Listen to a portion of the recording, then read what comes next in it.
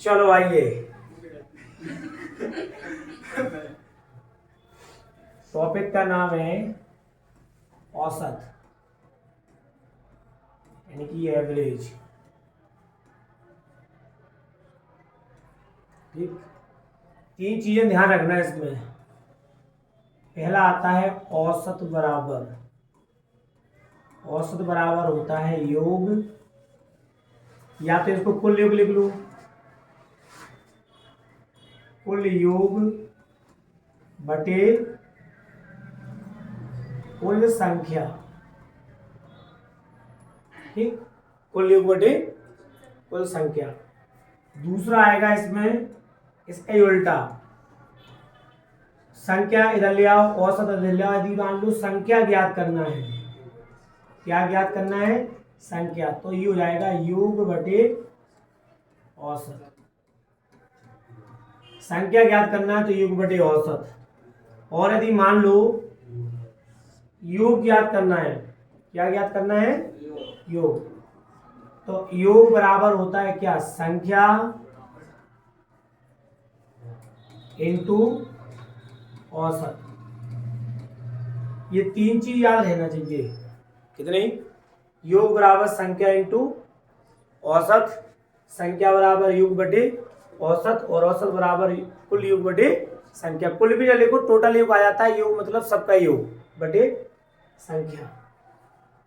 एक क्वेश्चन या दो क्वेश्चन यहां से आना है तुम्हारे पेपर में, एवरेज या औसत।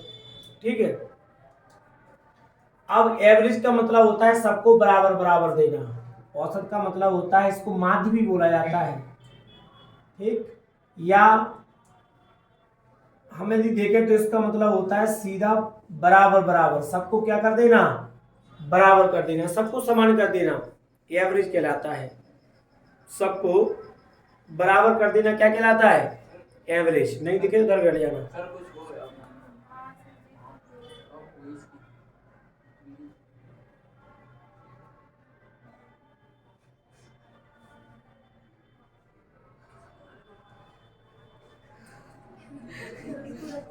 ठीक है, क्या होता है? ये सबको बराबर बराबर कर देना।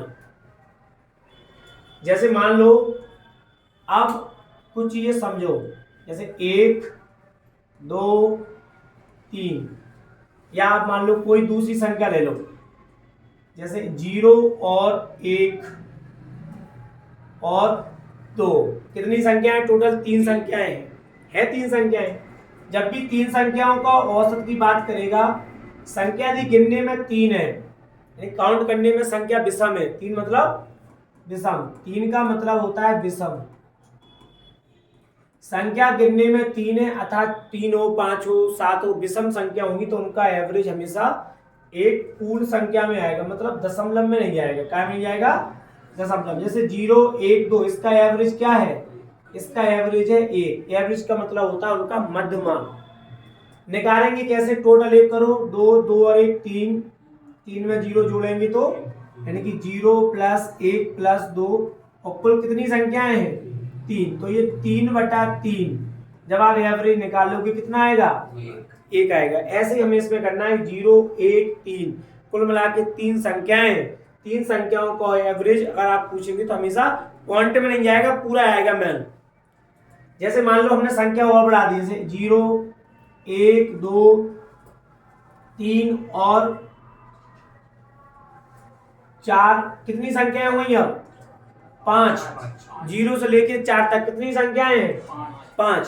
तो 2 आप अलग कर दो, 2 आप अलग कर दो। एवरेज का मतलब होता है बीच का मान। 2 संख्या आपने अलग कर दी, 2 संख्याएं आपने अलग कर दी, कौन सा अंक बचा बीच में? 2। तो इसका एवरेज कितना आ जाएगा?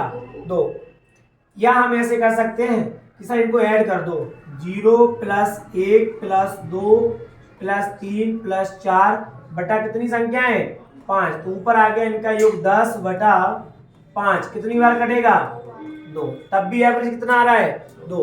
और विषम संख्या का एवरेज कभी भी दशमलव में नहीं जाता है। विषम संख्या का एवरेज हमेशा एक पूरी संख्या में रहेगा, ना तो सही में जाएगा ना दशमलव में। दशमलव में नहीं जाएगा, सम विषम नंबर कुछ भी हो सकता है। जैसे इसका एवरेज कितना था? 1, विषम है संख्या। इसका एवरेज कितना है? 2, सम है। लेकिन कभी भी इसका पॉइंट में नहीं जाएगा एवरेज। समझ में आ रहा है बात को? नहीं आ रहा? कोई दिक्कत? आग डाल लिया जी, उतारते चलना साथ साथ में, उसको मत देखो, वो तो सही चल रहा सब। Reduction screen brightness 2x loading time 10 minute. तो बस का दिक्कत दे रहा है क्या?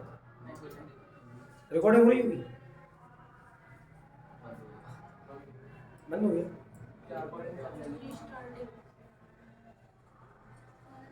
अरे शटर बंद हो गई, 5 मिनट 3:44 रिकॉर्डिंग चल तो रही, टाइमिंग चल रहा है, चलने दो।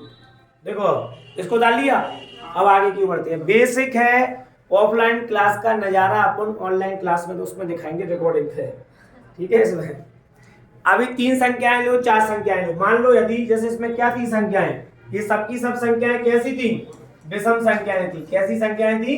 विषम। गिनने में विषम थी ये संख्या, विषम नहीं, गिनने में विषम। अब मान लो अपन क्या कौन कौन सा लें, जैसे 2 लो, गिनने में संख्याएं कैसी हो? सम। जैसे 0 और 1 कितनी संख्याएं? सम। और एवरेज का मतलब क्या होता है अंगद? बीच का मान। 1 और 0 के बीच का मान बता सकते हो क्या है? 1 और 0 का बीच का मान क्या है? 0.5। ठीक। अगर गिनने में संख्याएं कैसी हैं? 2 मतलब सम, तो एवरेज हमेशा दशमलव में जाता है। कैसे? इनको जोड़ दो सर, 0 + 1 और 2 संख्याओं का योग बटे उनकी संख्या। 1 में आपने 2 से भाग दिया, कितना आया? एवरेज 0.5। अब मान लो एक आज ऐसे ले लो सर, 0 1 2 3 कितनी संख्याएं टोटल? 4। चारों को ऐड करो, कितना जाएगा ऐड करने पर? 6। 6/4 कितना आया? 4 एकम 4 बचे 2, 4 पंचे 20, यानी कि 1.5। जब गिनने में संख्याएं कैसी होगी? सम। जैसे 4 मतलब सम संख्याएं, सम होती है 4। 2 मतलब सम, तो इसका एवरेज हमेशा दशमलव में जाएगा। लेकिन संख्याएं कंटिन्यू होना चाहिए, संख्याएं लगातार होना चाहिए। तुमने ऐसे बोलो सर जैसे 41 53 65 और 174, तो फिर नहीं आएगा, फिर उनका एवरेज उनके जोड़ने पे आएगा। यानी लगातार संख्याएं सम हो या विषम हो तो उनका एवरेज याद रखना कैसा होता है? लगातार संख्याएं सम है तो पॉइंट में जाएगा, और लगातार संख्या विषम है तो पूरी संख्या में उनका मान रहता है। ठीक है। जैसे मानो और हमने एक चीज देखा कि सर मान लो अपन ने संख्या कितना लिया? 0 और 1, 0 और 1 संख्या लिया, तो इसका एवरेज कितना आएगा? तो आप बोलेंगे 0 में 1 ऐड करेंगे, 0 2 से भाग लगाएंगे, कितना आया? 0.5। बात को समझना, 0.5।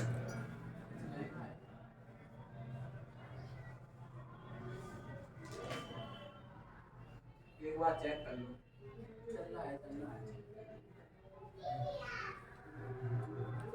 चेक नहीं करूंगा मैं, चेक तभी हुई जब 2 घंटे क्लास रिकॉर्ड हो जाएगी। नहीं पता चले 0। अब देखो इसके बाद दूसरा देखो,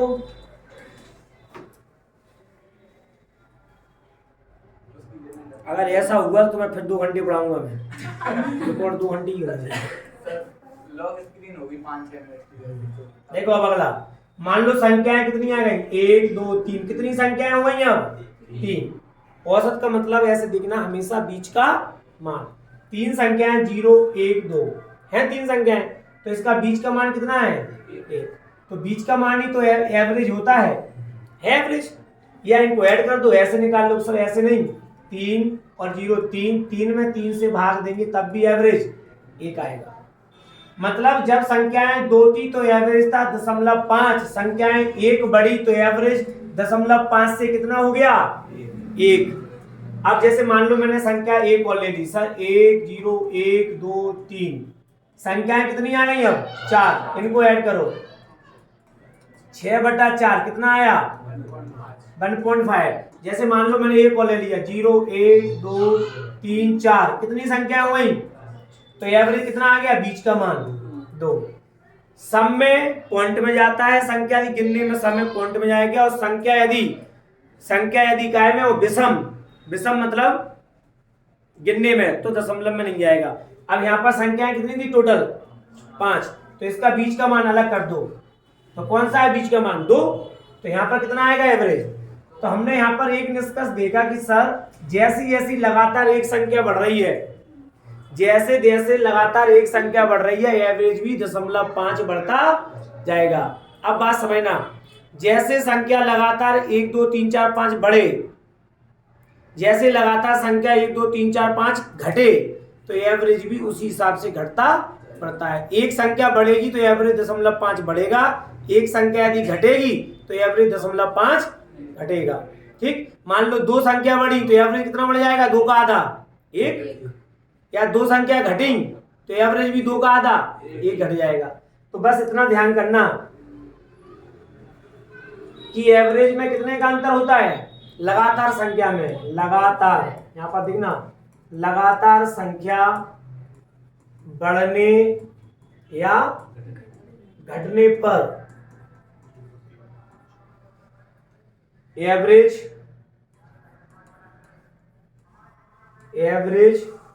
0.5 घटता या बढ़ता है। बात समझ में आ रहा है।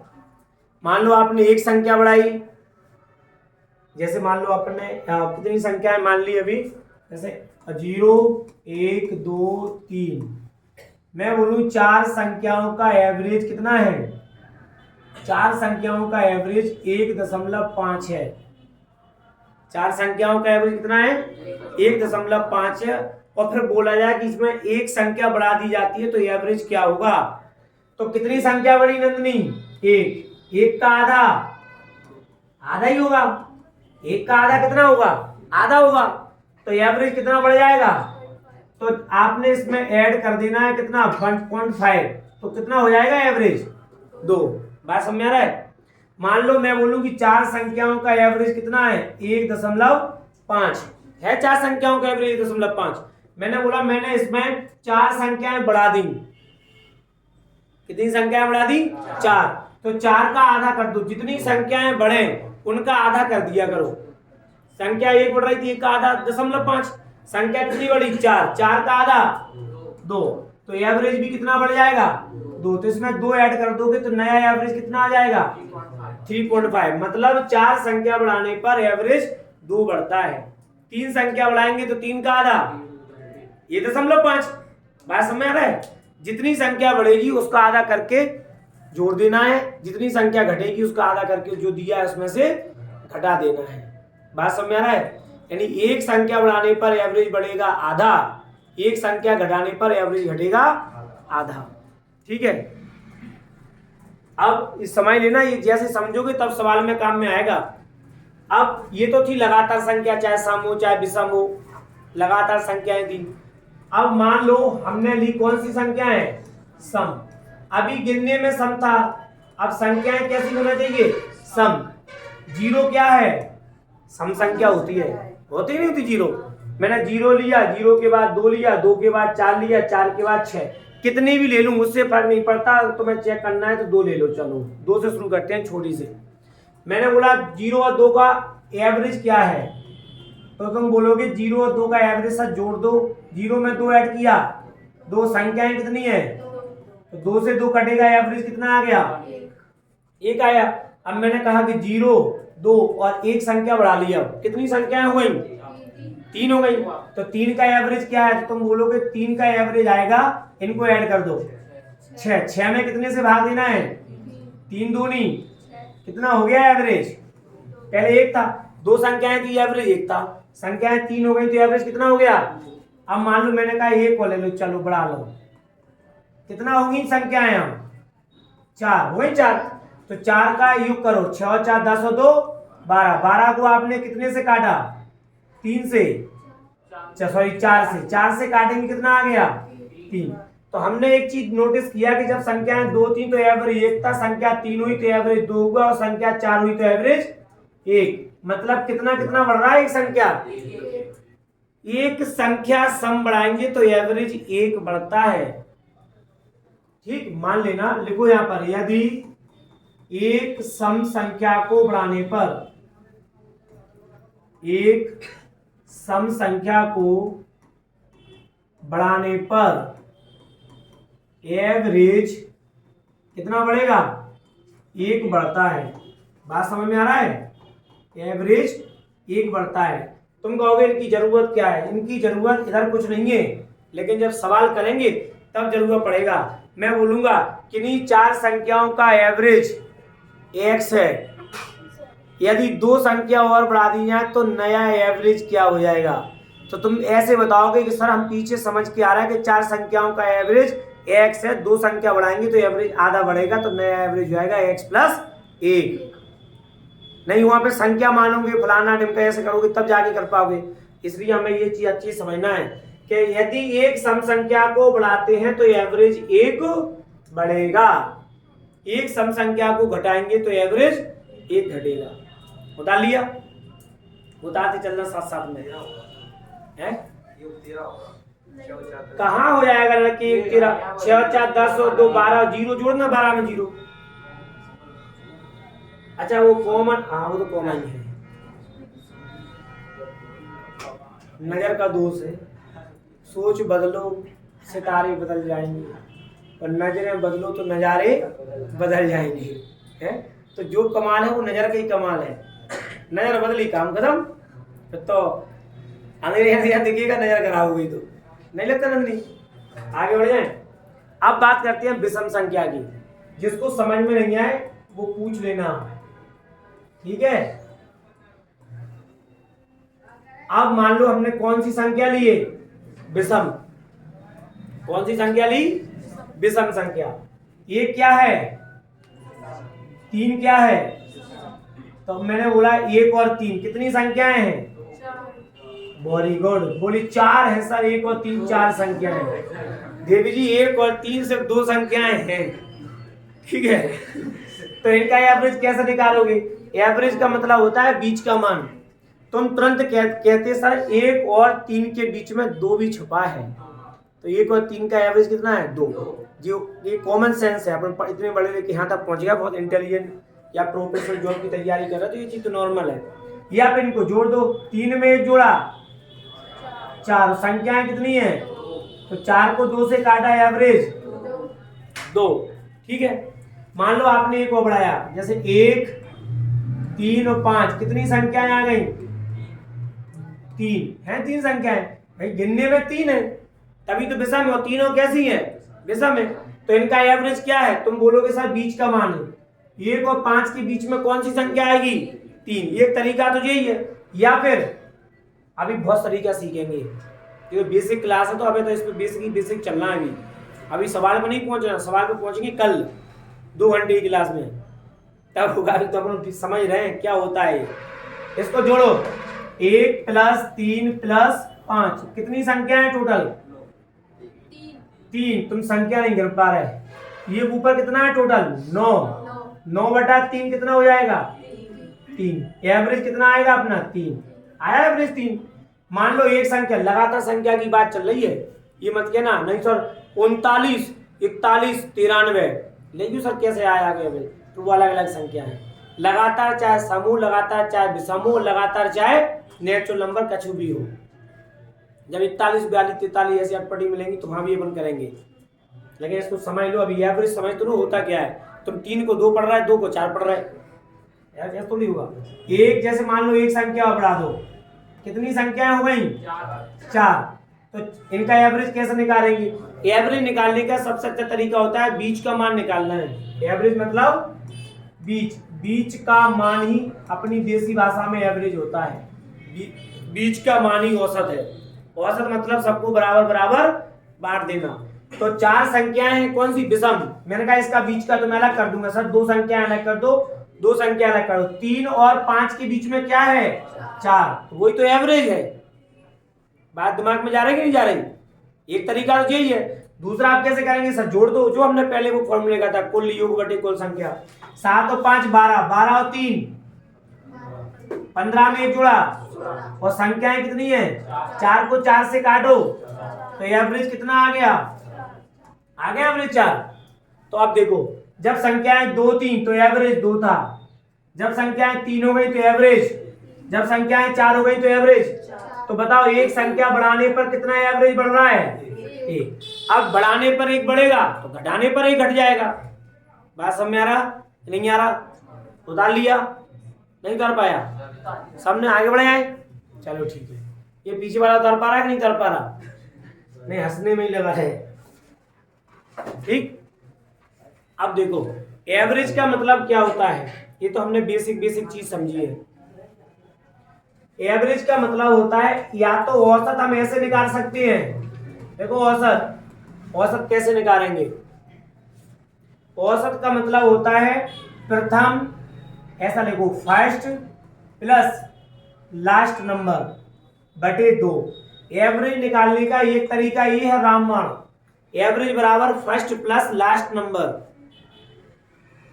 जैसे अभी हमने एवरेज की क्या तरीके सीखे, 2 बीच का मान निकाल के आप एवरेज सीख के आ रहा है पीछे, या फिर सबको जोड़ के उस 3 संख्या से भाग लगाओ तो एवरेज निकाल के आ रहा है, या फिर देखो आप कैसे, जैसे मान लो मैंने संख्या ले ली कितनी, 1 2 3 4 5 6, ठीक। तो मैं एवरेज कैसे निकालूंगा इस पर सब सवालों का आंसर आएगा सम विषम, सम पे सवाल आए, विषम पे सवाल आए, नेचुरल नंबर पे सवाल आए, हमेशा आपको इसी नंबर से करेंगे अपन। हाँ, लगातार ना हो तो फिर अपन पढ़ेंगे ना अभी सवाल, क्यों टेंशन ले रहे? अब देखो सर, पहला नंबर क्या है, लास्ट का नंबर क्या है, 1 में 6 जोड़ा, 7 को 2 से उड़ा दिया, कितना आ गया एवरेज, 3.5। बात समझ में आ रहा है? ये सबसे अच्छा तरीका है रामबाण, सम विषम कछु भी हो आप निकाल लेंगे। समझ में आ रहा है पीछे बलराम? दूसरा तरीका क्या था इसका, जो हम पढ़ के आया था, जोड़ दो, 6 और 4 10 और 5 15, 15 और 5 20 में 1 जोड़ा, तो सबका योग 21 बटे संख्या कितनी है, 6 के साथ है। तो प्रयोग देखो, 6 और 4 10 और 5 15, चलो कितनी है संख्या है, 6 ही है। 3 से काटो, 3 7, 3 दूनी 2 से 7 को काटो, 3.5। एक तो यही करके आ रही थी। या फिर सर बीच का मान औसत होता है, बीच का मान औसत होता है, संख्या है 6 तो मैं इसको अलग कर दूंगा सर, 3 अलग कर लो आप, और लास्ट की 3 अलग कर दो, 3 और 4 के बीच में कितना होगा सर, 3.5 हुई है, 3.5 होगा, वही तो आपका एवरेज है। चाहे ऐसे निकालो, चाहे सबको जोड़ के निकालो, चाहे बीच की संख्या देख लो, वो एवरेज है। बात समझ में आ रहा? तो एवरेज समझ गए क्या है? एवरेज का मतलब होता है सबको बराबर बराबर बांट देना। समझ में आ रहा बात को? कैसे बराबर बांटा है बात समझना, एक एग्जांपल से समझो। एग्जांपल से कैसे समझना है,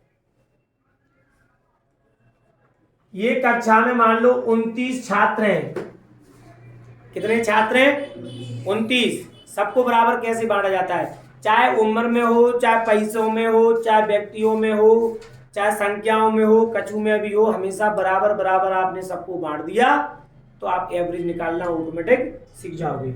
मैंने बोला 29 छात्रों के पास 40 पेन है, कितने हैं, 40 पेन।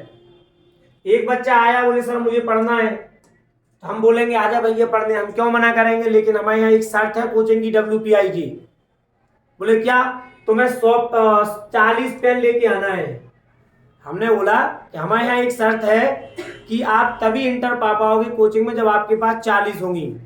बच्चा भी शैतान निकला, वो 4 जगह पूछ के आया था कि सर के यहाँ पढ़ना है, कैसी क्या प्रोसेस होती है पढ़ने की, बता दिया किसी ने 40 पेन लेके जाना है जब भाई पढ़ते हो तुम।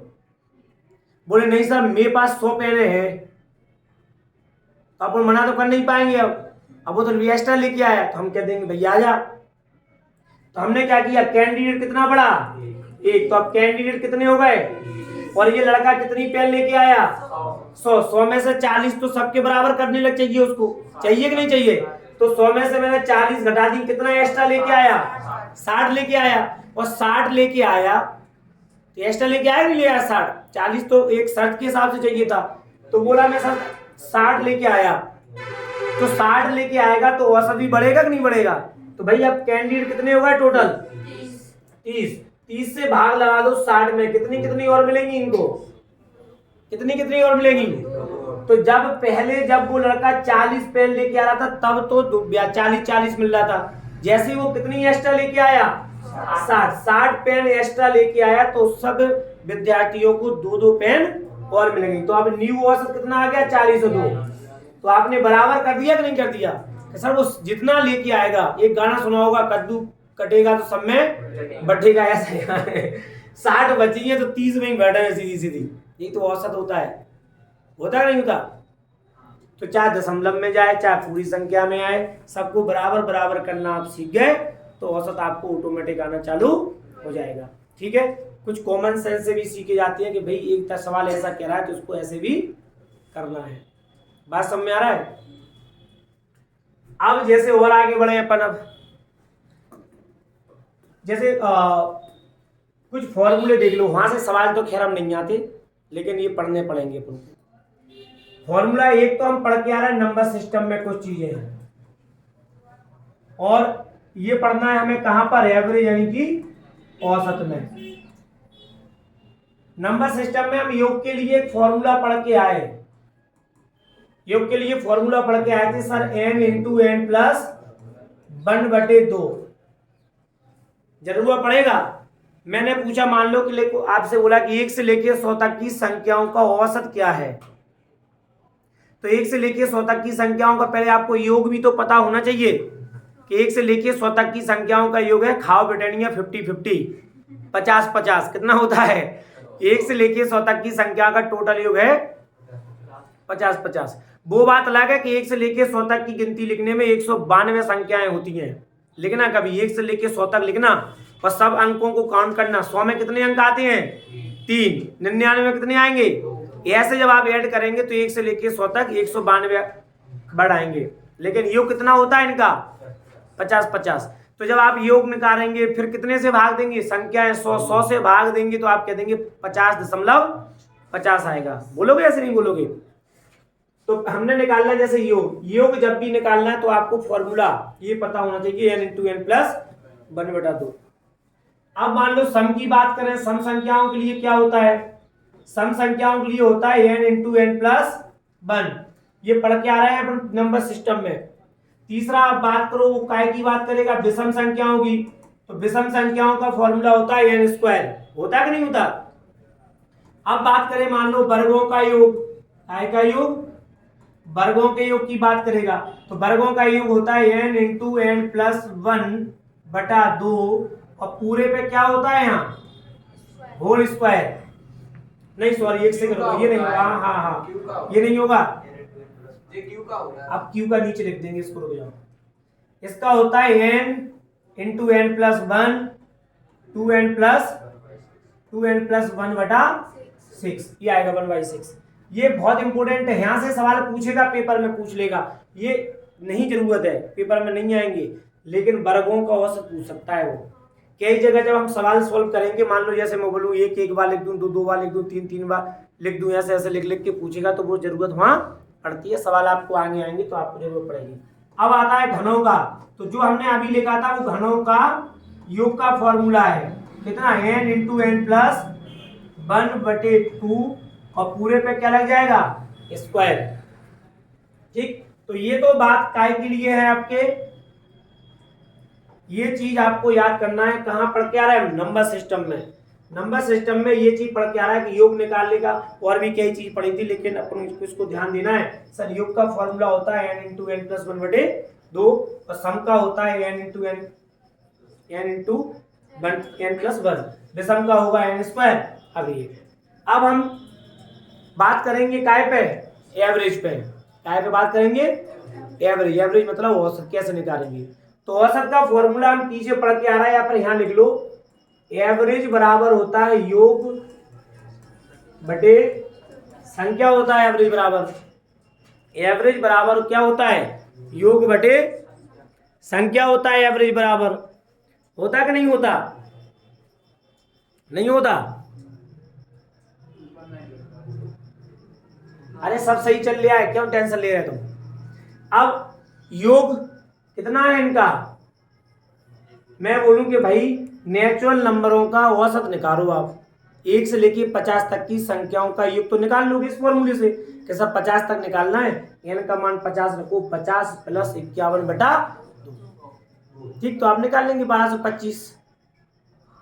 लेकिन तुमसे मैं बोलूं कि 1 से लेके 50 तक की संख्याओं का औसत निकालो, तो फिर आप औसत कैसे निकालोगे? तो औसत के लिए हमें जरूरत कहाँ की पड़ेगी, या तो फॉर्मूला लगा दो, नहीं हम जिस तरीके से पढ़ेंगे लॉजिकल कंसेप्ट, वो जब हम सवाल करेंगे तब मैं अपने तरीके से बताऊंगा सवाल वहां करना कैसे है, लेकिन अभी हम इसी की सहायता लेंगे।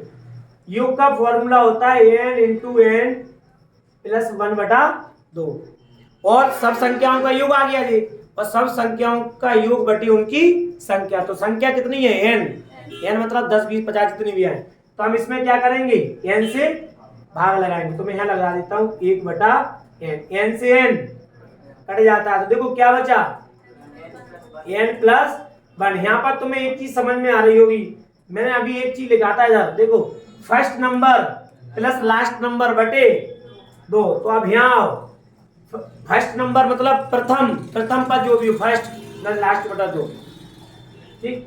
अब मान लो इसका निकालना हो तो इसमें क्या करेंगे n इंटू एन प्लस 1 और संख्या टोटल n है, संख्याओं का योग तो आ गया, सम संख्याओं का योग का फॉर्मूला होता है n इंटू एन प्लस 1 बटे उनकी संख्या। तो n से n भाग लगाएंगे तो फॉर्मूला निकलेगा n प्लस 1, आएगा n प्लस 1। अभी जब हम सवाल करेंगे ऑटोमेटिक सब दिमाग में जाएगा, लेकिन अभी ये तो समझ लो होता क्या है, हमें बेसिक ही नहीं पता चीज का। जब तक आप किसी चीज टॉपिक का बेसिक नहीं जानोगे तो सवाल करने से भी कोई मतलब नहीं है। अब वो जमाना खत्म है कि जब पूछा जाता था भारत का राष्ट्रपति कौन है, सबसे छोटी आवाज संख्या कौन सी है, सबसे छोटी सम संख्या कौन सी है। अब वो जमाना खत्म है, अब तो ऐसा फंसा देगा कि दिमाग खराब हो जाएगा। अब आती है ये वाला विषम का, तो विषम संख्याओं का योग के लिए क्या है n स्क्वायर बटे उनकी संख्या। तो n से भाग लगाएंगे कट जाएगा, कितना मिलेगा अकेला। मैं बोलूं 25 लगातार सम संख्याओं का औसत क्या है, तुम कहते ना 25, सब वही की वही तो है जितनी संख्याएं हैं। अब बात आएगी इस वाले की, n into n plus 1 2n plus 1/6। तो 6 से जब इसमें भी भाग लगाओगे तो n से n कट जाएगा, कितना आएगा, तो ये बचेगा आपको n प्लस 1 2n प्लस 1 बटे में 6। इसका फॉर्मूला ये हो जाएगा, समझ में आ रहा है बात। अब इसका बचा फॉर्मूला, तो इसके फॉर्मूले पे हमें थोड़ा सा दिमाग लगाना है। कैसा दिमाग लगाना है, क्योंकि इस टोटल पे होल स्क्वायर लगा है, टोटल पे होल स्क्वायर लगा है तो ये n पे भी होल स्क्वायर रहता है n पे होल स्क्वायर, मतलब यहाँ n कितना है 2 है। तो जब यहाँ n 2 है तो हमें ऐसा ध्यान करना कि sir n into n into n plus 1/2 का क्या होल स्क्वायर, और इधर लिख देना आप अलग से ही, इधर इसमें अलग से लिख लेना, ये आएगा सर 1/इंटू में। हमें लास्ट में भाग देना है कुल संख्या से, काटना मत, नहीं दिमाग चला दो सर n से n कट गया, ऐसे नहीं कटेगा n से n। बोलो क्यों नहीं कटेगा ऐसे n से n, ऐसे इसलिए नहीं कटेगा क्योंकि यहाँ n पे ये स्क्वायर लगा है, n स्क्वायर है। या तो फिर आप एक काम कर सकते हैं,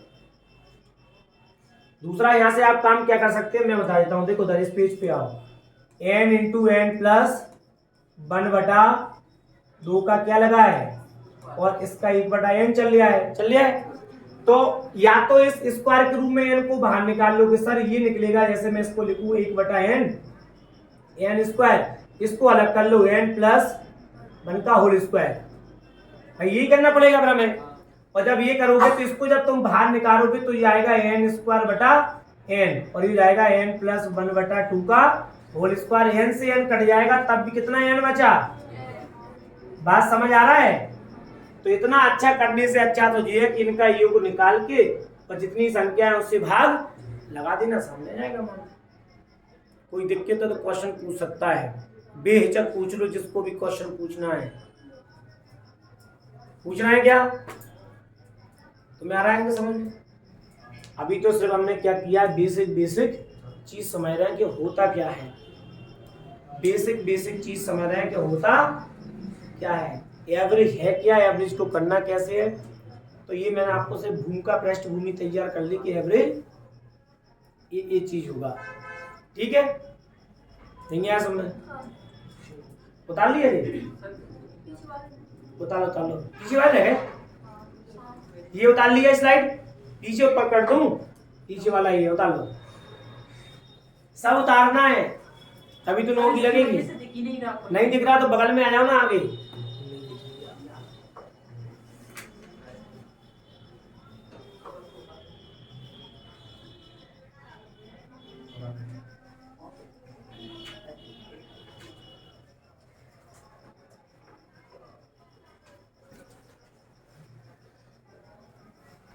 दिख रहा है अब? हाँ, नहीं दिख रहा? दिख रहा।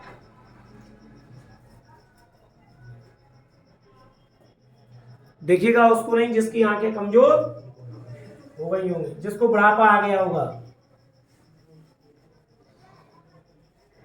जो सबसे ज्यादा मोबाइल चलाता होगा, उसको नहीं दिखेंगी, उसकी आंखें कमजोर हो गई होंगी।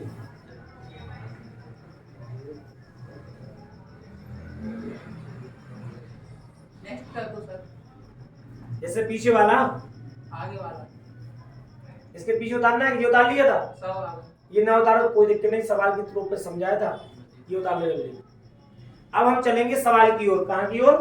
सवाल। ऑटोमेटिक सब समझ में आएगा, ठीक है?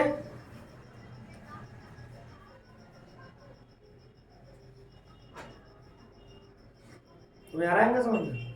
नहीं आ रहा? तुम लोगों को आ रहा है? आगे बढ़ जाए? कौन कह रहा है? 1 मिनट उतार लो, सुन आगे जाओ ना, पीछे नहीं दिख रहा तो भाई इधर थोड़ा सा साइड में बैठ जाओ तो दिखना चालू हो जाएगा।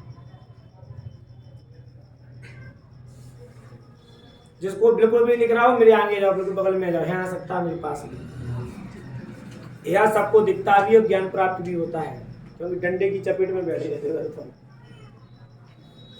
पंडित तुम्हें दिख रहा है? नहीं तो आजा फिर। क्लियर? चलो आगे बढ़े।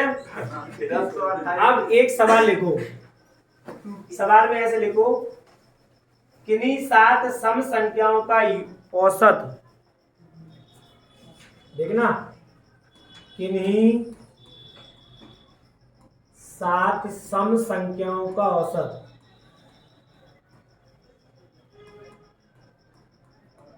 सम संख्याओं का औसत लिखो 46 है। अब इसके सवाल लिखना, नंबर 1 कितना है एवरेज? 46 है। छोटी व बड़ी संख्या क्या है? ये क्वेश्चन पूछेगा, छोटी संख्या पूछ सकता है, बड़ी संख्या। एक और लिखो, दोनों संख्याओं का गुणनफल, दोनों संख्याओं का गुणनफल ज्ञात करें।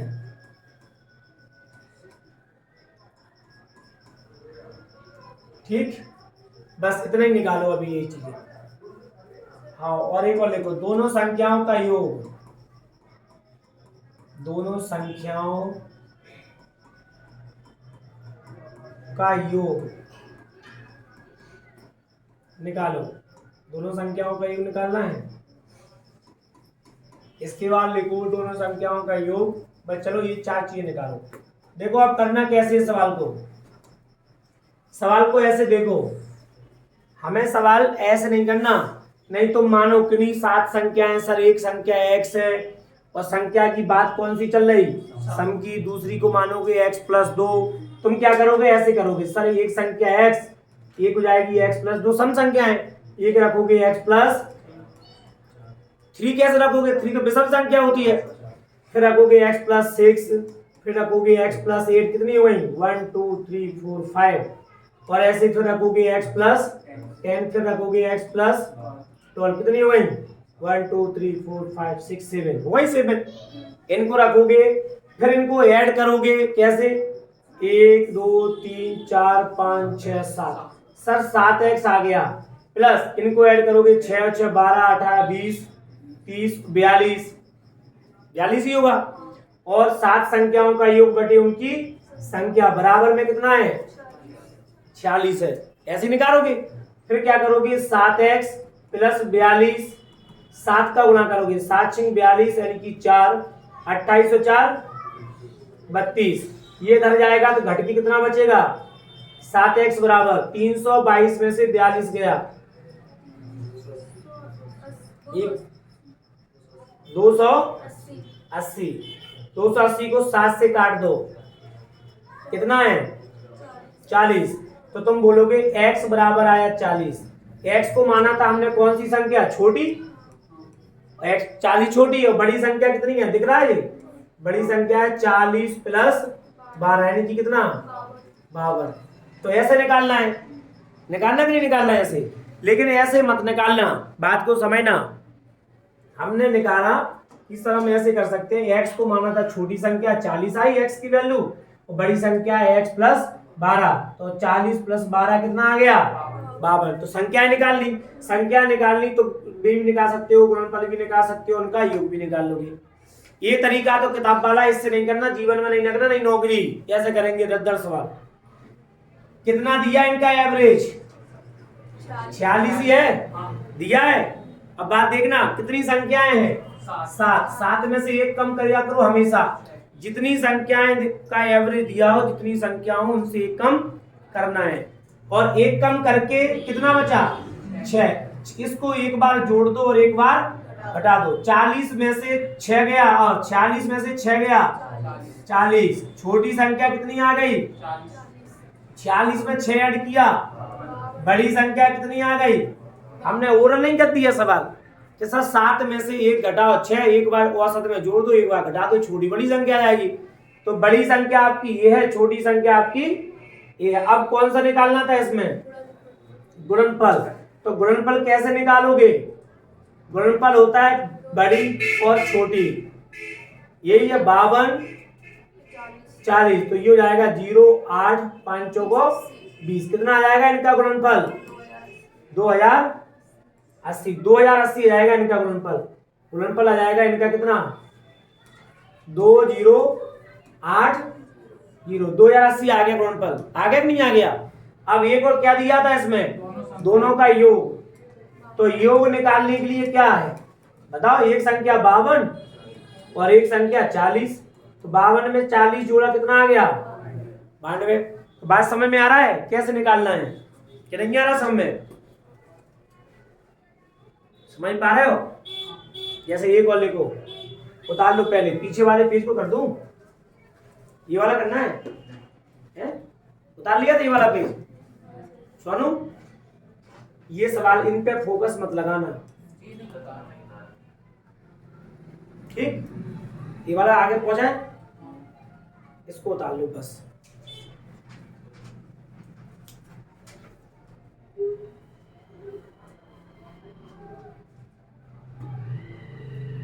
तो 49 बार भारत रत्न किस व्यक्ति को दिया गया अभी, कर्पूरी कहाँ के है, बिहार के, कोई रह चुके ये क्या, 2 बार सीएम और 1 बार डिप्टी सीएम, तो 49 बार दिया गया है इनको, ठीक है। और लिखो एक सवाल आगे, 15 सम संख्याओं का औसत 56 है,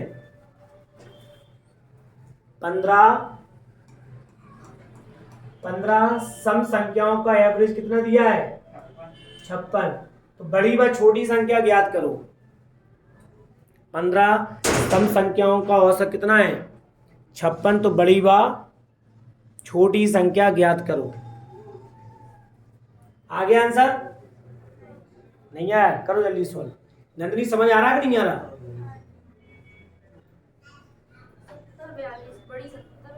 बड़ी 70 छोटी 43। देखो क्या करना है, कुछ नहीं करना, हमें एवरेज तो दिया है 56, संख्याएं कितनी है वो 15 में से हमेशा एक घटाया करोगे, 100 हटा दिया जाता है, तो एक बार 15 इसमें ऐड कर दो और एक बार 14 ऐड, एक बार 14, तो 56 में 14 जोड़ा, तो जोड़ने पर बड़ी संख्या मिलेगी, और 56 में से 14 गया, और घटाने पर आपको कैसी मिलेगी, आ गया खेल खत्म, गुणा कराया कछू कराया सीधा कर दो, कर लोगे। तो ये चीज हम इसलिए बेसिक पढ़ा हमने आधा घंटा 45 मिनट कि इसको सवाल को करना कैसे है, ठीक है। नहीं आ रही है समझ, आन सकेला, हाँ तो लिखन बाबत भैया,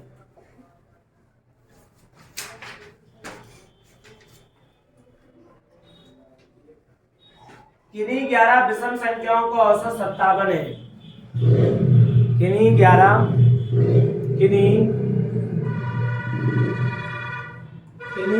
विषम संख्याओं का औसत कितना है? 57 है। बड़ी व छोटी संख्या बताओ क्या है? किन्हीं 11 विषम संख्याओं का औसत 57 है। बड़ी व छोटी संख्या क्या है?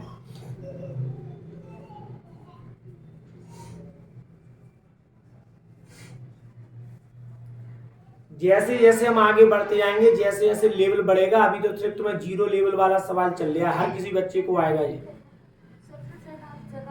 हाँ देखो कितना दिया इनका? 57। संख्याएं कितनी थी? 11 में से 1 गया तो एक बार 10 ऐड कर दो और एक बार 10, तो 57 में 10 ऐड किया और 57 में से 10 गया। बड़ी संख्या, छोटी संख्या, जीवन में गलती करोगे क्या? नहीं करोगे तो आगे की ओर बढ़ जाओ। तुम्हें आ रहा है देवी जी समझ में कि नहीं आ रहा? जीवन में ऑप्शन आएगा 47 67 ऐसा लिखा आएगा ना, ऐसे ही अलग आएगा। वो तो ऐसे लेकर देगा, देखो क्या आएगा। 4 ऑप्शन देगा तुम्हें ऐसे, ए बी सी और डी। वो सवाल तुम्हारे सामने दे देगा ऐसा, वो पूछेगा बड़ी संख्या क्या है। पहले में आएगा 47, दूसरे में आएगा 57, तीसरे में आएगा 67, एक आध में आ जाएगा 59। छोटी या बड़ी दोनों पूछी है? ऐसा नहीं पूछेगा, दोनों पूछेगा तो ऑप्शन पे अलग आएगा। दोनों ऑप्शन? हाँ ठीक, हाँ मैं बता रहा हूँ, ऐसे समझ जाओगे। तो बड़ी पूछेगा तो आप कैसे लगा देंगे 67, छोटी पूछेगा तो 47। लेकिन अब तुम कह रहा है कि सर मान लो उसने दोनों पूछा, बड़ी व छोटी संख्या, तो देखो कैसे आएंगे ऑप्शन। पहले ऑप्शन में मान लो वो देगा आपको 67,50, ठीक, एक ऑप्शन। दूसरे ऑप्शन में देगा 47,49। तीसरे ऑप्शन में देगा मान लो 53,59। चौथे ऑप्शन में देगा 67,47। तो तुम कौन को बांचोगे? डी। किसको? सर डी में मिले थे दोनों संख्याएं, बड़ी और छोटी। तो ऐसे फिर हमें क्या करना है? आंसर पे टिक लगाना है। समझ आ गया अब तो बात? एक एक में देगा तो बड़ी या छोटी पूछेगा। गुणनफल भी पूछ सकता है, बता दोनों संख्याओं का गुणनफल क्या है, ठीक है। सर इसमें माइनस क्यों कर रहे हैं? विषम में भी माइनस करेंगे? सम हो चाहे विषम हो चाहे प्राकृतिक, दुनिया की पूर्ण प्राकृतिक कछु भी संख्या हो, एक बार प्लस करना, एक बार भाई 10 प्लस करने पे ही तो बड़ी संख्या मिलेगी और 10 छोटी माइनस करने पे छोटी संख्या मिलेगी, क्योंकि टोटल संख्या कितनी है? 11 है और एक वो स्वयं होगी। भाई जैसे देखो नहीं आया समझ में, ऐसे देखो इसको, ये कह रहा है कि सर 57 दिया है कितनी संख्याओं का? यही तरीके मेरे पास अनगिनत तरीका, ये तो और शॉर्ट वाला था इसलिए मैं तुम्हें सुनाया, नहीं मैं इससे गिरा था। तुमने बोला सर संख्याएं कैसी हैं? और संख्याएं विषम है। अगर ऐसे ध्यान करोगे तो सम विषम ध्यान करना है। संख्याएं कैसी हैं? विषम। और कितनी संख्याएं हैं विषम? और इनका एवरेज है कितना? और एवरेज का मतलब जानते हो क्या होता है? सबसे लास्ट का मान होता कि नहीं होता? हाँ गधा कहेंगे। एवरेज का मतलब होता है बीच का मान। कह रहा हाँ, और फिर कह रहा मुझे समझ नहीं आया। फिर क्या समझो तुम? तो 57 एवरेज है, ये बीच का मान है, तो मैं बीच का मान है तो इसको मैं बीच में रख दूंगा। और 57 समय के विषम, विषम है, विषम ही तो है 57। एवरेज जो 11 संख्याओं का एवरेज दिया है वो कितना है? 57, 57। संख्या तो विषम संख्या है कि नहीं ये? और साथ साथ में क्या है? एवरेज। तो ये दोनों का काम कर रहा है। विषम संख्या है तो संख्या का भी काम करेगा, और एवरेज है तो एवरेज का भी काम करेगा। तो एक संख्या तो मैं मिलेगी बीच में कि सर बीच का मान 57 है, ये हमारा बीच का मान मिलेगा। अब कितनी संख्याएं हैं? 11। 11 में से एक तुमने पकड़ ली। अब इस संख्या के सापेक्ष आप 5 आएंगे, देख लो 5 पीछे देखो। तो देखो 57 में विषम, अगली विषम कौन सी आएगी? 59। उसके बाद अगली विषम, फिर 5 देख ली आगे। अब इसके पीछे 5 देखो कौन सी आएंगी? 55। 55 के पीछे, हाँ जी, फिर और कछु है 47। हो गई 11। तुमने 11 संख्याएं छांट दी। सबसे छोटी, सबसे बड़ी, तो जो सवाल का तरीका अच्छा लगेगा तो पीछे वाले का अच्छा लगेगा। तो तुम क्यों परेशान कर रहे थे, हम जो कैसे पता चाल है वो ऐसे पता चाल है। हाँ चलो ठीक है, अच्छी बात है, पूछा तुमने। बोलो बोलो बोलो, किसको क्या पूछना है? सोनू बोलो। दोनों आ गए, जिससे आपको करना उससे मैंने तुम्हें एक तरीका और बताया था सबसे पहले, ये सबसे बेस्ट तरीका है। नहीं इसी से किया करो। अगर मैंने दे दी सार्थक संख्याएं वो हो जाएंगे तुम्हारे, फिर कैसे करें? तो सबसे अच्छा तरीका ये है, ये 700 रुपए पर मंथ वाला तरीका है। जब मैं अगर 300 में पढ़ा था 400 में, तो ये तरीका था 400 वाला। 500 वाला तरीका जब 500 में पढ़ाता था तब मैं इस तरीके से पढ़ाता था। ये 500 वाला है। हाँ पूछ लो, ये 500 वाला है। पहले ये 500 पढ़ाता था बच्चों को, ये तरीका था। अब ये कौन सा तरीका है? ये 700 वाला है। ठीक है आगे बढ़ो। तो अब मत कहना नहीं तो मैं फॉर्म फिक्स कर दूंगा, ये तरीका इतने में, ये तरीका इतने में। कर लोगे अब? हाँ बताओ, समस्या है तो पूछ लेना। किन्हीं 17 विषम संख्याओं का औसत 57 है। किन्हीं 17 विषम संख्याओं का औसत 17 विषम संख्याओं का औसत कितना है? 57 है। 57 लिख भी नहीं पा रहा है, नहीं कौन से स्कूल पढ़े आते लोग। 17 विषम संख्याओं का औसत 57 है। प्रारंभिक 3 संख्याओं का औसत क्या है? सवाल थोड़ा घूम गया यहाँ पर। प्रारंभिक 3 संख्याओं का औसत क्या है? तो पहला निकालो सबसे छोटी संख्या, उससे आगे बढ़ जाना, 3 ऑटोमेटिक मिल जाएगी। बड़ी से हमें कोई मतलब नहीं है। प्रारंभिक 3 संख्याओं का औसत क्या है? कितने है? हाँ छोटी निकाल।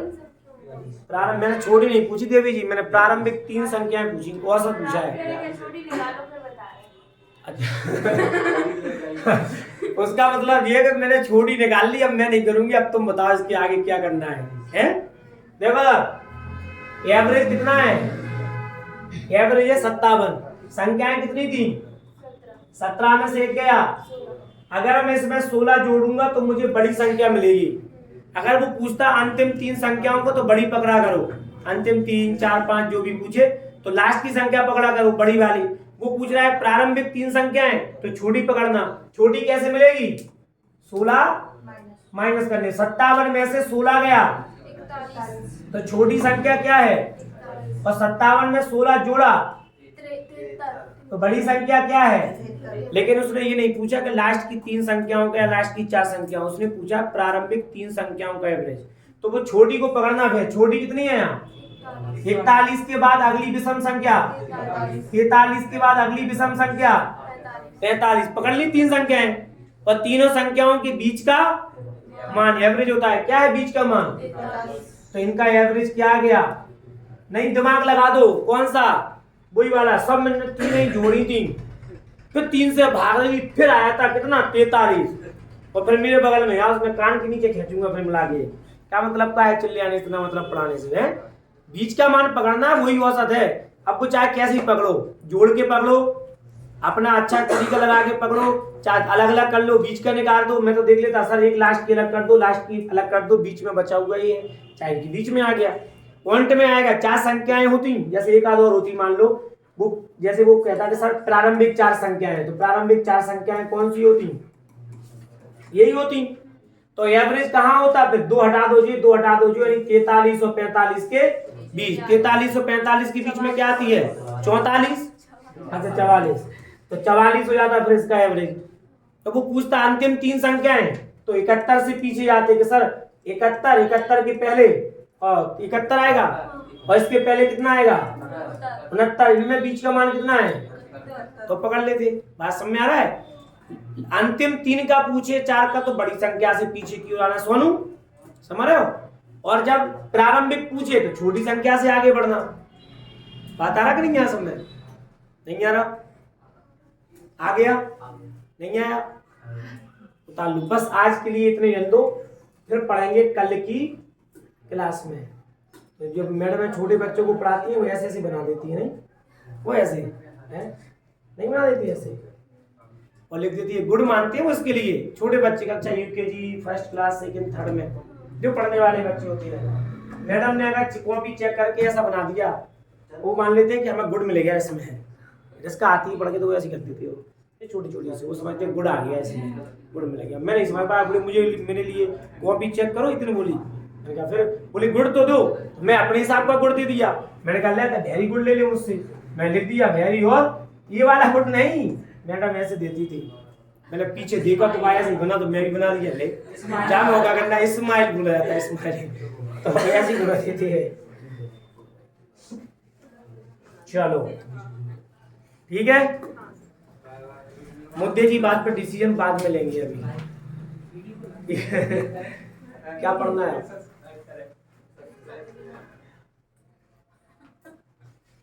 अब कौन सा टॉपिक चल रहा है जीके में? संविधान नहीं, संविधान। संविधान में कौन सी संधि है? कौन सी संधि है? व्यंजन, समधन, विधान। ध्यान करियो ये चीज भी। संविधान में क्या चल रहा था? बस लाइक सब्सक्राइब करना ना भूलें, ठीक है? अधिक से अधिक बच्चों तक शेयर करें, ठीक है? अब बताओ कहां तक पहुंच गए थे हम? नहीं, 2 घंटे की वीडियो में कुछाई बीसी में और कुटाई बीसी में, कुटाई के टाइम पे मैं इसको पीछे कर दूंगा कैमरा, रुकना ही नहीं मुझे, चलेगी खुद में बंद कर लिया रिकॉर्डिंग नहीं हुई। चलो लाओ, कहां तक पहुंच गए थे हम? भारत के संविधान का भाग 2, और भारत के संविधान के भाग 2 यदि हम बात करें, कुछ पढ़ाया था कि नहीं पढ़ाया था? नहीं पढ़ाया। ये भारत के संविधान का भाग 2 है नागरिकता। ध्यान करना, अगर मान लो किसी व्यक्ति की नागरिकता चली जाए तो देश में उसका क्या नहीं बचा? फिर अस्तित्व नहीं बचा, काम खत्म है उसका, क्योंकि ये महत्वपूर्ण इंपोर्टेंट, तो आपको कोई भी तरीके से आपको पकड़ा जा सकता है। कह देंगे ये बाहर का विदेशी नागरिक है, हमारे देश में घुसपैठ करके आया है, इसको आजीवन कारावास फलाना ढिमका कुछ भी कर सकते हैं अपन। तो नागरिकता भारत के संविधान का भाग 2 है, और भाग 2 के साथ साथ अनुच्छेद कितना है? यहाँ अनुच्छेद आता है 5 से 11 तक। हाँ, 12 के बाद 12 जैसी आता है तो मौलिक अधिकार में चला जाता है। 5 से लेके 11 अनुच्छेद है इसमें, 5 से लेके 11 तक। और नागरिकता है कैसी हमारी? एकल नागरिकता का प्रावधान है।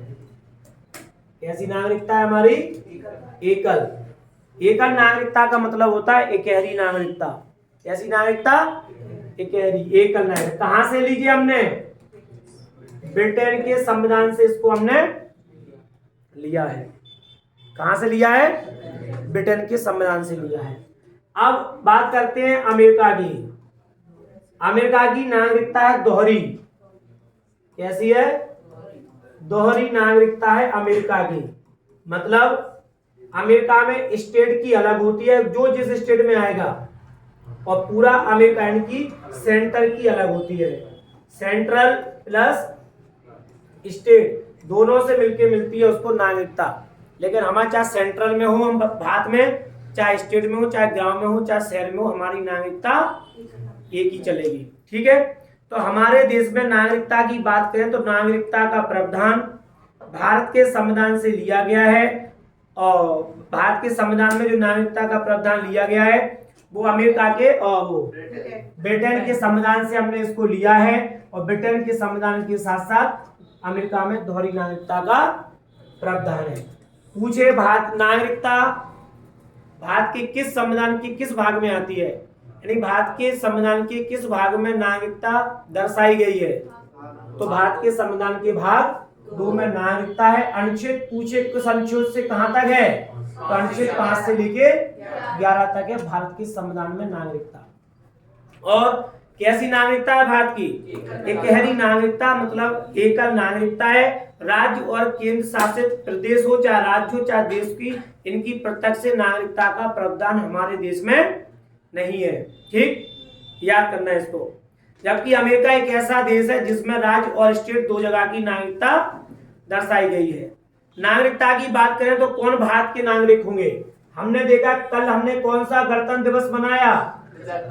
हाँ, ये क्वेश्चन ध्यान करना। 75वां रिपब्लिक डे था। कौन सा था? Republic day. सही लिखा है? यू आएगा 75वां रिपब्लिक डे, यानी कि 75वां गणतंत्र दिवस, ठीक है, भारत ने मनाया। और 75वें गणतंत्र दिवस के मुख्य अतिथि कौन थे? फ्रांस के राष्ट्रपति। तो इस चीज को ध्यान करना। अतिथि ये थे फ्रांस के राष्ट्रपति। फ्रांस के राष्ट्रपति भारत के 75वें गणतंत्र दिवस के मुख्य अतिथि थे। क्या नाम है इसका? एमरॉन। हाँ, मैक्रोन से याद करो। मैक्रोन ये भारत आए थे, भव्य स्वागत किया गया। जयपुर में इनको रुकवाया था, बढ़िया रोड शो किया था मोदी जी ने। इनको चुनाव का भी कह दिया कि हमारे जयपुर में प्रचार प्रसार भी कर दिया हमने, रोड शो करके राष्ट्रपति से प्रचार करा दिया। और ये प्रक्रिया यहाँ तक, ठीक है, ये भी शुरू कर दिया। अब भारत के संविधान में नागरिकता मिलेगी कैसे? तो ध्यान करना, 26 जनवरी हमारा संविधान कब लागू हुआ था? 26 जनवरी 1950 के बाद। 26 जनवरी 1950 के बाद कौन व्यक्ति भारत का नागरिक होगा और कौन व्यक्ति भारत का नागरिक नहीं होगा? क्योंकि भारत पाकिस्तान का विभाजन कब हुआ था? भारत पाकिस्तान का विभाजन हुआ था 15 अगस्त 1947, ठीक। लेकिन लागू कब किया गया इसको? 26 जनवरी 1950 की, ठीक। तो अनुच्छेद 5 सबसे पहले इंपोर्टेंट, अनुच्छेद 5, क्योंकि 5 से कहां तक है जी? 11। एक चीज और ध्यान करना, नागरिकता देने का या फिर नागरिकता छीनने का, नागरिकता देने का अधिकार या नागरिकता छीनने का अधिकार किसको होता है? देश के गृह मंत्रालय को। यानी कि मान लो किसी देश को नागरिकता देना है तो देश का गृह मंत्री अथवा गृह मंत्रालय के अधीन आता है किसी की नागरिकता देना है, किसी की नागरिकता छीनना। तो अनुच्छेद 5 कहता है, क्या हो गया? कानून में तो गृह मंत्रालय बिल्कुल आता है उसी के अंदर। तुमने देखा होगा 2014-15 में एक पाकिस्तान का सिंगर था अदनाम सामी,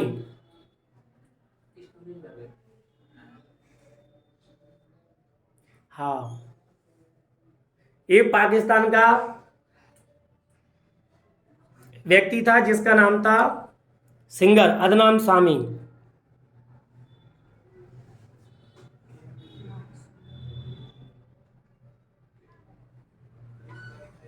क्या नाम था उसका? अदनाम सामी। जब मोदी सरकार 2014 में बनी थी तब उस समय गृह मंत्री हुआ करती थी 2014 में, जो वर्तमान में अपने वो है रक्षा मंत्री, वो समय गृह मंत्री थे। तो उन्होंने अदनाम सामी जो पाकिस्तान का सिंगर था उसे भारत की नागरिकता प्रदान की गई थी, तो गृह मंत्रालय के अधीन आएगा। अब अनुच्छेद 5 कहता है संविधान के प्रारंभ के समय जो व्यक्ति भारत का अधिवासी हो, अधिवासी का मतलब जानते हो? हाँ, जैसे मान लो हम तो शुरू से ही हैं अधिवासी या फिर निवासी। जब हमारा संविधान प्रारंभ हुआ था 26 जनवरी 1950 को, उस समय जो भारत का नागरिक, जो व्यक्ति भारत का नागरिक या आदिवासी होगा या उनका जन्म भारत में हुआ हो, नंबर 2, उनका जन्म कहाँ हुआ हो? भारत में हुआ हो, या फिर उनके माता पिता में से किसी एक व्यक्ति का जन्म कहाँ हुआ हो? भारत में हुआ हो, या फिर वो लगातार 5 साल से भारत में रह रहा हो। 3 चीजें हैं अनुच्छेद 5, या तो वो भारत का निवासी हो, दूसरा या उसके माता पिता में से कोई एक हो, या उसका जन्म भारत में हुआ हो, तीसरा या वो 5 वर्ष से लगातार भारत में रह रहा हो। ये 26 जनवरी 50 की बात आई तो 1945 से भारत में रह रहा हो, तो उसे भारत की नागरिकता क्या कर दी जाएगी? दे दी जाएगी। कितनी चीजों पर? भारत का निवासी हो, भारत में जन्म हुआ हो, माता पिता में से जन्म हुआ हो, या फिर वो 5 साल से लगातार भारत में रह रहा हो, तो अनुच्छेद 5 के द्वारा संसद उसे क्या कर सकती है, भारत की नागरिकता दे देगी।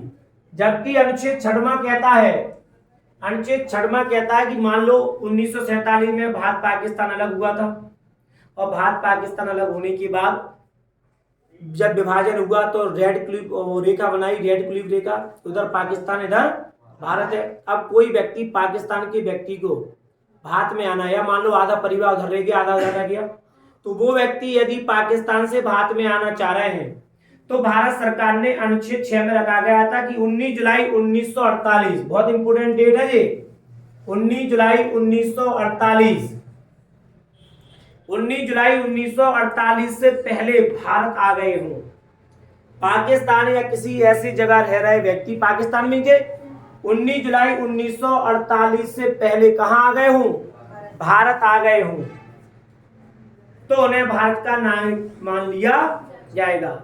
यदि मान लो वो व्यक्ति भारत में 19 जुलाई 1948 के पहले नहीं आ पाए, मान लो उन्हें नहीं पता था कि ऐसा होना है, ठीक, ऐसा प्रावधान आएंगे, तो कई लोग 1947 के बाद 48-49 तक पाकिस्तान में भी थे और भारत में भी थे। तो 19 जुलाई 1948 के पहले सरकार ने कहा कि जो व्यक्ति इस डेट के पहले पाकिस्तान से भारत में आ गए होंगे उन व्यक्तियों को भारत की नागरिकता दे दी जाएगी। मान लो जो व्यक्ति नहीं आ पाए, कई कारणवश होते हैं, आदमी थोड़ी चला जाएगा हाल की हाल, पूरी जमीन जायदाद प्रॉपर्टी छोड़ छाड़ के कहीं चला जाएगा कोई व्यक्ति। तो जो व्यक्ति 19 जुलाई 1948 के बाद आए तो उनको क्या करना पड़ेगा, साहब हम तो 19 या 20 जुलाई को ही आ पाए, या मान लो 49 में आ पाए, या सितंबर अक्टूबर 48 में आ पाए, तो ऐसे व्यक्ति क्या भारत की नागरिकता मिलेगी कि नहीं मिलेगी। तो सरकार ने यह नियम रखा था 19 जुलाई 1948 के बाद यदि कोई व्यक्ति भारत में आता है तो भारत में उसे कितने महीने तक, 6 महीने रहकर क्या कराना पड़ेगा, रजिस्ट्रेशन करा के उसे भारत की नागरिकता दे दी जाएगी। मतलब 19 जुलाई 1948 के पहले जो व्यक्ति भारत आ गए तो उन्हें तो भारत का नागरिक मान लिया जाएगा। यदि 19 जुलाई 1948 के बाद जो व्यक्ति भारत में आएगा उसे भारत में रहना पड़ेगा, फिर एक रजिस्ट्रेशन फॉर्म भरना पड़ेगा, 6 महीना रहना पड़ेगा, और 6 महीने रहने के बाद भारत सरकार उसे भारत की नागरिकता दे दी जाएगी। लेकिन मान लो 1 मार्च 1947 के बाद पाकिस्तान क्षेत्र में प्रवास करने वाले भारतीय लोग, प्रवास का मतलब निवास करने वाले, 1 जुलाई, अगस्त, सितंबर, 1 मार्च 1947 डेट याद करना, 1 मार्च 1947, 1 मार्च 1947 में पाकिस्तान के क्षेत्र में प्रवास करने वाले भारतीय क्षेत्र के व्यक्ति भारत के नागरिक नहीं माने जाएंगे। क्यों नहीं माने जाएंगे? यदि पुनर्वास अनुज्ञा लेकर लौटने के बाद 6 महीने भारत में रहकर रजिस्ट्रेशन करा के 26 जनवरी 1950 के अनुसार उन्हें भारत का नागरिक मान लिया जाएगा। आगे भारत के नहीं, जो भारत वाले बेल्ट में रह रहे हैं, हम ऐसी जगह रह रहे हैं जहां हम पहले भी यहीं थे, आज भी यहीं, तो हमें स्वतः भारत की नागरिकता है। कराची जब अलग हुआ, कराची पाकिस्तान में, उसके बाद कराची से यदि कोई व्यक्ति भारत शिफ्ट होना चाह रहा है तो 1 मार्च 1947 के बाद पाकिस्तान में ऐसा परिवार जो भारत का है, भारत आना चाह रहा है, तो उसे 6 महीने रहकर 26 जनवरी 1950 के अनुसार उसे क्या करना पड़ेगा। हाँ, फिर भारत नागरिकता अधिनियम आया अनुच्छेद 11 में, अनुच्छेद 11 में भारत नागरिकता अधिनियम है 1955 में आया। तो क्वेश्चन पूछा जाता है कि बताओ नागरिकता अधिनियम किस सन में आया, तो नागरिकता शासन अधिनियम 1955 के अंतर्गत आया, जिसमें संसद को अनुच्छेद 11 के द्वारा, अनुच्छेद 11 के द्वारा संसद को ऐसी शक्ति प्रदान करता है कि वह 26 जनवरी 1950 के बाद नागरिकता किसको देना और किसकी नागरिकता छीनना है, किसको अधिकार है, संसद। और संसद के साथ साथ ऊपर आएंगे तो किसको, होम मिनिस्टरालय यानी कि HM, होम मिनिस्टर यानी कि गृह मंत्रालय के अधीन। तो 1955 में जो हमारा नागरिकता अधिनियम बना था अनुच्छेद 11 में इसको है, पूछेगा नागरिकता अधिनियम किस अनुच्छेद में आता है, 11 में। संसद को ऐसी शक्ति प्रदान करता है किस व्यक्ति की नागरिकता देना और किस व्यक्ति की नागरिकता छीनना है। कब के बाद? 26 जनवरी 1950 के बाद। यानी मान लो अभी किसी की नागरिकता लेना है तो तुरंत संसद इसको यहाँ से भारत की नागरिकता के द्वारा गृह मंत्रालय इसको यहाँ से हटा सकता है। नागरिकता देने के 5 तरीके हैं। कितने तरीके हैं? 5 तरीके से आपको नागरिकता मिलेगी और छीनने के 3 तरीके हैं। 3 तरीके से भारत सरकार नागरिकता आपको छीन सकती है और 5 तरीके से भारत सरकार आपको नागरिकता देती है। तो कौन कौन से वो 5 तरीके जिनसे आपको नागरिकता मिलती है? By birth. बाय बर्थ का मतलब होता है जन्म से। जन्म से मान लो हम एक मध्य प्रदेश के निवासी है तो हम तो जन्म से भारत के हैं। तुमने देखा होगा हम कोई फार्म भरते हैं, कोई चीज बनाते हैं, उसमें पूछता था नागरिकता, तो हम लिख देते हैं जन्म से। निवासी जन्म से, नागरिकता भारतीय, लिखते नहीं लिखते?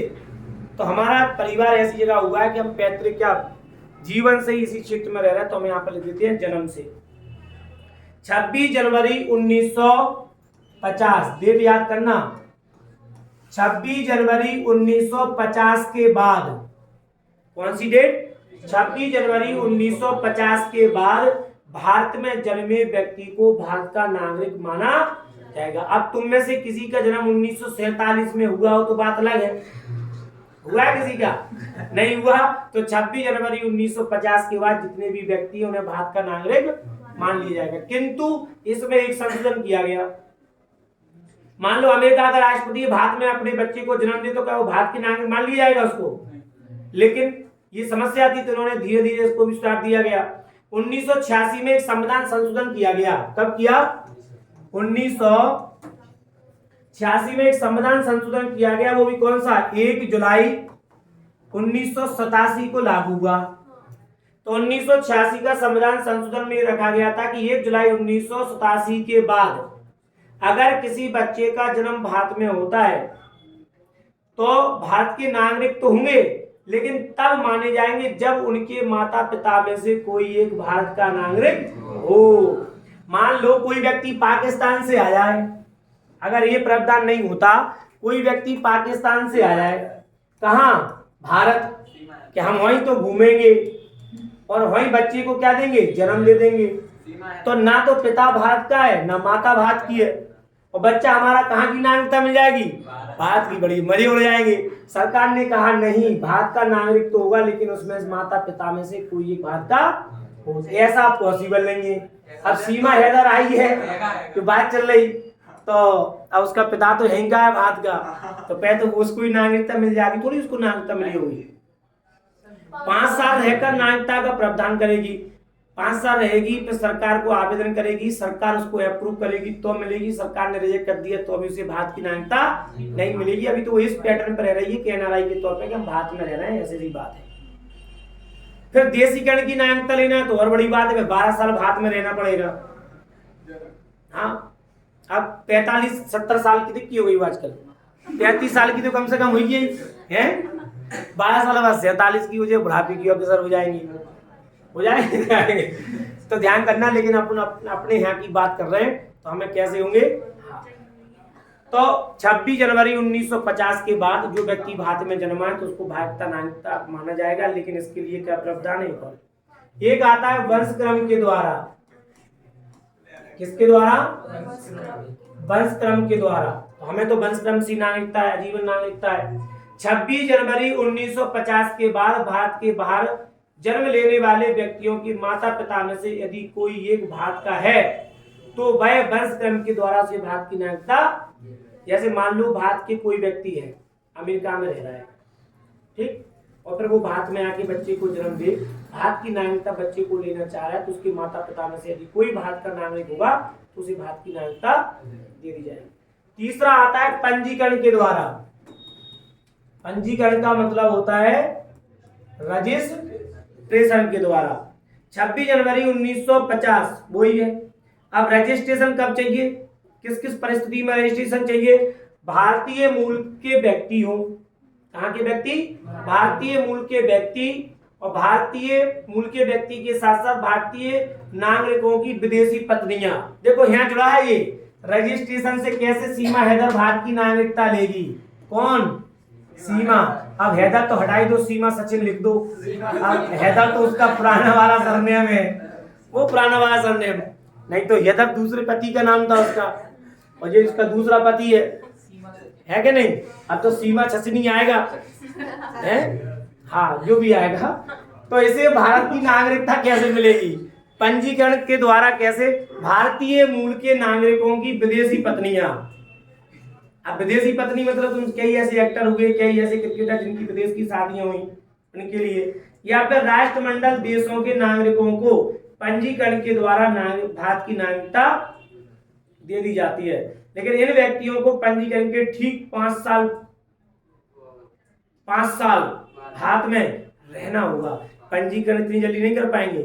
अभी अगर सीमा हैदर की बात करें, कितनी साल हो गई लगभग इसको, जितनी भी हुई, एक मान लो 6 महीना, तो अभी इसे 5 साल भारत में रहना पड़ेगा। फिर एक रजिस्ट्रेशन के लिए अप्लाई करेगी, भारत सरकार उसको अप्रूव करेगी, तब जाके इसे भारत की नागरिकता बनेगी, तब इसको वोटर कार्ड यहाँ का जारी होगा। अभी ये भारत में वोट नहीं डाल सकती, सरकारी नौकरी नहीं डाल सकती, आधार कार्ड होना अलग चीज है। वोट डालने आधार कार्ड थोड़ी लगता है, वोट डालने वोटर कार्ड लगता है। आधार कार्ड भी नहीं बनेगा। हाँ, आधार कार्ड तो वो फर्जी बन जाते हैं कचौड़ी। वो कितने 5-6 देश की तो वीजा लेके घूम रही थी जब हाथ में आई थी, ये नहीं देख रहे। तो वोट नहीं डाल पाएगी, सरकारी नौकरी प्राप्त नहीं कर पाएगी, और किसी संवैधानिक चीज पे भी वो काम नहीं कर पाएगी। बस मूवी पिक्चर बनाती रहेगी बैठ के बाहर। कौन सी? 5 साल में 5 मूवी। देशीकरण की बात करें या प्राकृतिक रूप से बात करें, अन्य विदेशी व्यक्ति देशीकरण के लिए भारत में आवेदन करने के साथ साथ 12 साल तक भारत में रहना होगा। अगर किसी व्यक्ति को देशीकरण की नागरिकता लेना है तो उसे 12 वर्ष तक भारत में रहना होगा, तब जाके अप्लाई करेगा देशीकरण के लिए प्राकृतिक रूप से, तो भारत की नागरिकता मिलेगी। समझ आ रहा है? अगर मान लो हम पाकिस्तान को जीत ले, संपूर्ण पाकिस्तान को भारत में मिला ले, तो जब संपूर्ण पाकिस्तान को जीतेंगे तो पूरी जमीन किसके अधीन आ गई? अब भारत के अधीन। तो अर्जित भूभाग के द्वारा हमने उसका भूभाग क्या कर लिया? जीत लिया, अर्जित कर लिया। तो अर्जित भूभाग के द्वारा वहां के नागरिक जितने भी होंगे उन्हें स्वतः ही भारत का नागरिक मान लिया जाएगा। तो पाकिस्तान को मिलाओ, बांग्लादेश को मिलाओ, सबको मिला दो, अखंड भारत बना दो, स्वतः ही उन्हें भारत की नागरिकता मिल जाएगी। किसके द्वारा? अर्जित भूभाग के द्वारा। है देशीकरण मतलब होता है प्राकृतिकरण के, हमेशा हम भारत की निवासी, भारत में रहना है, ठीक, तब मिलेगी। अब भारत शासन अधिनियम 1955 के द्वारा या नागरिकता अधिनियम 1955 के द्वारा, किस अधिनियम के द्वारा? 1955 नागरिकता अधिनियम के द्वारा सरकार 3 तरीके से भारत की नागरिकता छीन सकती है। एक तो स्वेच्छा से, मान लो किसी व्यक्ति को भारत की नागरिकता छोड़ के विदेश की नागरिकता लेना, तो स्वेच्छा से त्याग दे। दूसरा आएगा समाप्ति से, समाप्ति करण से, ठीक। और तीसरा इसका आएगा कौन सा? वंचित करना। ये खतरनाक होता है। आप मान लो कभी भी असामाजिक चीज या कोई ऐसी चीज में संलग्न पाए जाते हो जो देश के खिलाफ है, तो आपकी नागरिकता समाप्ति भी किया जा सकता है। स्वेच्छा से स्वयं के द्वारा जब कोई भी व्यक्ति नागरिकता छोड़ना चाह रहा है तो नागरिकता छोड़ सकता है स्वयं के द्वारा। वो एक अलग मैटर है, नहीं रहना हमें, हम विदेश में रहेंगे तो यहाँ की नागरिकता चली जाएगी। लेकिन समाप्ति का कारण क्या होता है? अगर मान लो तुम में किसी ने, मैंने किसी अन्य देश की नागरिकता ले ली और सरकार को नहीं बताया या बता भी दिया, जब अन्य देश की नागरिकता लेंगे तो यहाँ से रिकॉर्ड पूरा हट जाएगा। किसी अन्य देश की नागरिकता लेने पर यहाँ की उसकी नागरिकता समाप्त हो जाती है, तो समाप्ति करण के द्वारा। तीसरा होता है वंचित करना। वंचित करना थोड़ा खतरनाक है।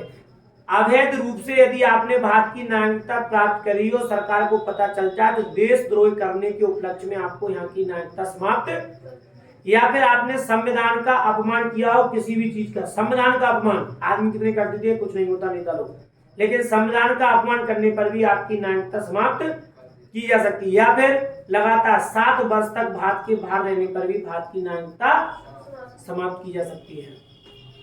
अब जो NRI होते हैं, एक नागरिकता अधिनियम 2003 में कहा था कि अगर भारतीय मूल के कोई भी विदेशी व्यक्ति विदेशी नागरिकों को उनकी नागरिकता विदेशी नागरिकता के साथ साथ, जैसे मान लो कोई व्यक्ति बाहर से विदेश में रह रहा है और उससे वहां की नागरिकता मिली है और वहां की नागरिकता के साथ साथ वो भारत की नागरिकता भी लेना चाहता है, मतलब दोनों नागरिकता एक साथ रखना चाह रहा है, तो 2003 के अधिनियम के द्वारा उसे भारत का नागरिकता तो मान लिया जाएगा, वीजा भारत में बिना वीजा के आ जा सकता है, भारत का नागरिक मान लिया जाएगा, बिना वीजा के भारत में आ जा सकता है, परंतु सरकारी नौकरी नहीं ले सकता, सरकारी पद प्राप्त नहीं कर सकता और भारत में वोट नहीं डाल सकता, सिर्फ आ जा सकता है, बिना वीजा के घूम सकता है, आ जाएगा, व्यापार कर जाएगा, सब कर जाएगा, लेकिन जो मूलभूत चीज है नौकरी, वोट या फिर किसी भी संवैधानिक पद पर प्राप्त नहीं हो पाएगा। तो ये था भारत शासन अधिनियम 1955, यानी कि भाग 2 5 से 11। भाग 2 हमने कंप्लीट किया, भाग 2 अनुच्छेद 5 से 11। ध्यान करना, 26 जनवरी 1950 के बाद जो व्यक्ति भारत का होगा, जन्म लेने के बाद जो व्यक्ति भारत का नागरिक होगा, जिसका जन्म भारत में होगा। समझ में आ गया? ठीक है, कोई बात नहीं, आ गया तो अच्छी बात है। आगे की ओर बढ़ते हैं।